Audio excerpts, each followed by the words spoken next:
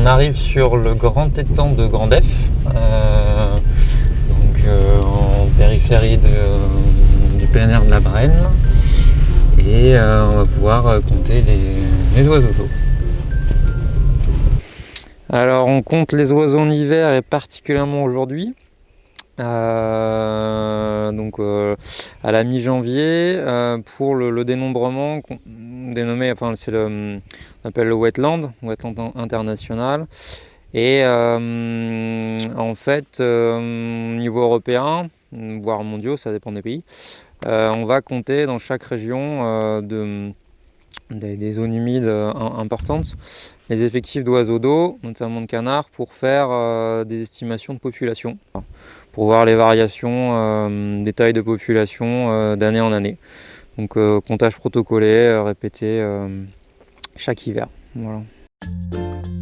Alors Ramsar, c'est une convention.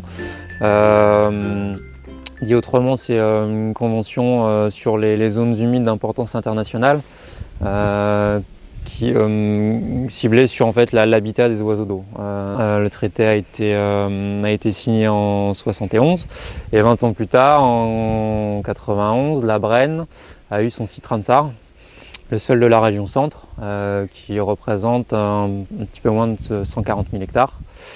Et le but, c'est de préserver les habitats, ou du moins d'enrayer la disparition ou l'érosion des zones humides. Avec quelques salariés de l'association. Après, c'est essentiellement nos bénévoles de l'association, du groupe Ornitho, qui répondent présents au comptage. C'est précieux. Voilà. Et aujourd'hui, une trentaine de bénévoles de l'association qui viennent compter.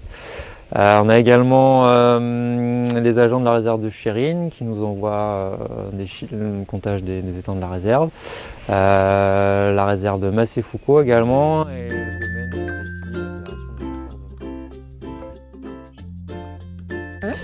Je participe au comptage depuis 2008, donc j'ai plus de 10 ans de recul. Le but de ces comptages, c'est d'estimer l'état des populations, au niveau quantité et richesse, la richesse qu'on peut y voir. Donc il y a 6 comptages par saison, d'octobre à mars. La Brenne est divisée en 6 secteurs. Le comptage s'effectue par petites équipes et on inventorie à peu près 200 étangs en moyenne. Indre Nature a réalisé une étude sur 23 ans pour tirer des tendances, et on s'aperçoit qu'il y a des espèces en augmentation comme les nez-trousses et les fuligules. Il y a certainement des espèces stables que je n'ai pas en tête, mais il y a surtout des espèces qui s'effondrent, comme le canard siffleur, les sarcelles d'hiver, les canards pilets qui sont concentrés sur la réserve de Chérine, et les foulques.